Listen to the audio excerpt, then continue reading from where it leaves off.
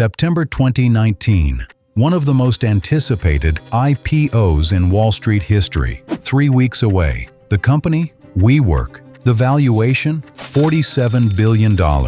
Bigger than Ford. Worth more than most global hotel chains. Bankers were polishing pitch books. Adam Neumann was hours from becoming one of the wealthiest men in America. Then the world started reading. And buried inside WeWork's S-1 filing, the document they were legally required to publish, was a structural flaw so fundamental that seasoned analysts couldn't believe it had been missed. There's a name for it. 3 words.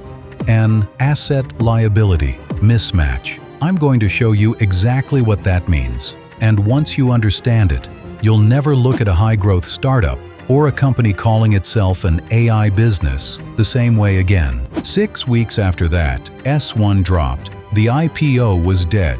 The founder was gone. $47 billion had collapsed to 8. Tens of thousands of employees faced layoffs. And Masayoshi Son, one of the world's most powerful investors, was staring at a $15 billion crater. No fraud charges like Theranos. No market crash like 2008. Nothing external broke this company.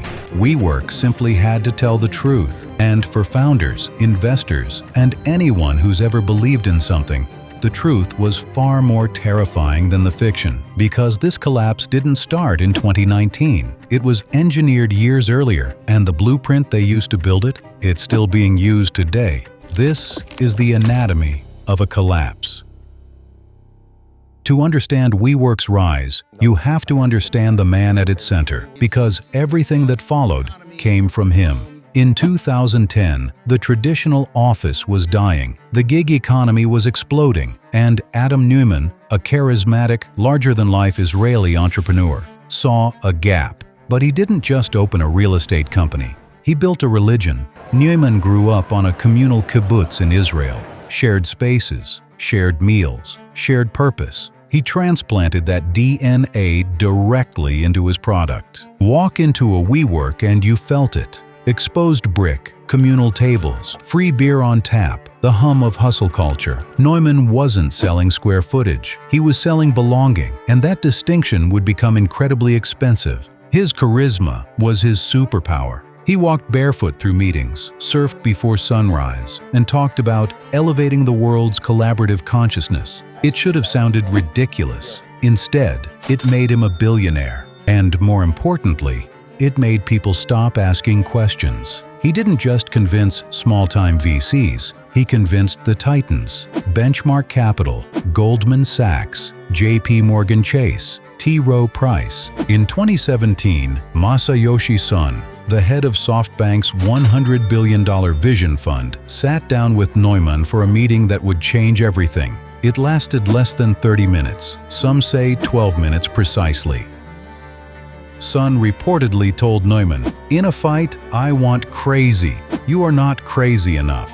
Then he wrote a check for $4.4 billion. 12 minutes, $4.4 billion, and almost no time spent on due diligence. With that kind of rocket fuel, WeWork went supernova, but speed was hiding something.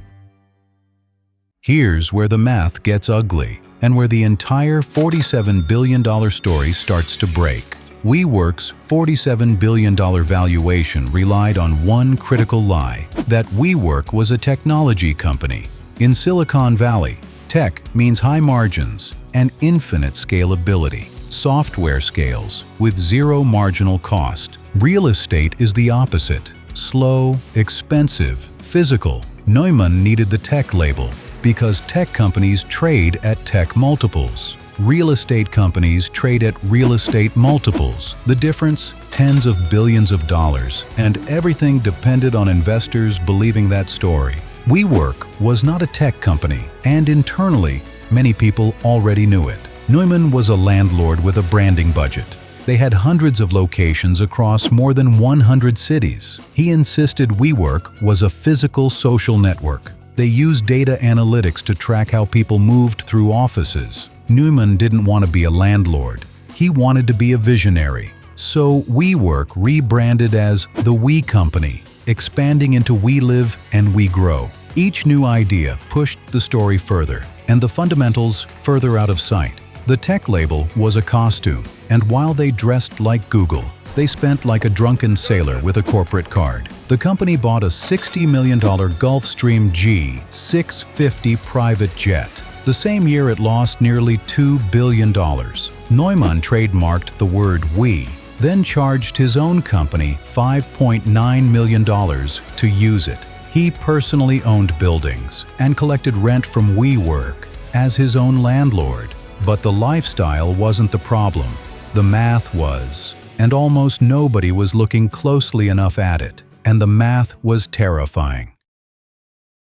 Strip away the free beer and the elevated consciousness, and you find a fundamental death spiral, the kind that only shows up when it's already too late. In finance, we call it an asset-liability mismatch. In plain English, they bet everything on good times and locked in the losses for bad ones. Here's the business model, stripped bare. WeWork's business model was real estate arbitrage. The liability, they signed long-term leases with landlords, typically 15 years, at a fixed cost. The asset, they rented that space to members on a month-to-month basis. Think about that. 15 years of guaranteed payments, 30 days of guaranteed revenue. And this is the moment the entire model breaks. They were legally on the hook.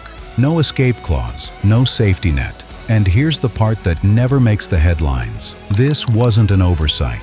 This was the model. In a bull market, it works. But if anything goes wrong, any recession, any downturn, your members leave in 30 days. Your lease commitments, you're stuck with those for the next decade. One former executive put it bluntly, "Find me another company that loses 50 cents out of every dollar of revenue and explain to me how that works." Nobody could, because WeWork was losing nearly $2 billion a year. The more they grew, the faster they bled. This wasn't a growth story, it was a time bomb. And by 2019, the timer was almost out. The end began in August 2019, when WeWork filed its S-1 document. For the first time, the story met reality. This was the first time independent analysts, short sellers, and the public could look under the hood. What they found was a governance nightmare, and it got worse the deeper they looked. First, Neumann's shares had 20 times the voting power. He would control the company forever. Second, the wife clause. His wife could name his successor. Third, the cash out. Neumann had already sold over $700 million of his own stock before the IPO. He was selling the future while exiting the present. The reaction was swift. The valuation didn't just drop, it evaporated. 47 billion, 20 billion, 15 billion, 10 billion, 8 billion. In weeks, belief collapsed. On September 17, 2019, the IPO died. 16 days later, the board forced Neumann out. But this wasn't a typical failure. For the thousands of employees who'd been told their equity was worth life-changing money, engineers, sales teams, operations staff who'd taken lower salaries in exchange for options, it was now worth nothing. Stock options, gone. Retirement plans, restructured. Dreams built on a valuation that was never real. And Neumann walked away with a $1.7 billion exit package. The people who believed the story the most paid the highest price. SoftBank injected a $5 billion emergency rescue just to keep the lights on. Masayoshi Son later admitted the investment was foolish. $15.4 billion. Foolish. That's what the story was worth, in the end. Here's the question worth sitting with. If WeWork had never tried to go public, would any of this have come out? Would the $47 billion have kept growing? Would SoftBank have kept writing checks? Or would the story have kept getting bigger, while the asset-liability mismatch stayed buried? Maybe the most dangerous place in business isn't failure, it's success that never has to prove itself. Adam Neumann didn't beat the system. He understood it better than anyone. He knew that in a world built on narrative, belief is worth $47 billion, right up until the moment someone asks for the numbers. Now here's what most people miss. When they tell this story, WeWork didn't invent this playbook. They perfected it. Call yourself a tech company. Command tech multiples. Raise at a valuation your fundamentals can't support. And keep going until someone makes you file the paperwork. WeWork was a landlord that called itself a tech company. Today, hundreds of companies are calling themselves AI companies. Some of them are building something genuinely new, and some of them are landlords with better branding. The asset-liability mismatch hasn't disappeared. It's just wearing a different name. We've now covered 4 companies in this series: Quibi, Builder.ai, the AI washing story, and WeWork. Different industries, different founders, different decades. Same playbook: raise on a story, scale on belief, exit before the paperwork. So here's the question I'll leave you with. In today's market, how many WeWorks are hiding in plain sight right now? Are we looking at the balance sheets, or are we still just falling for the story?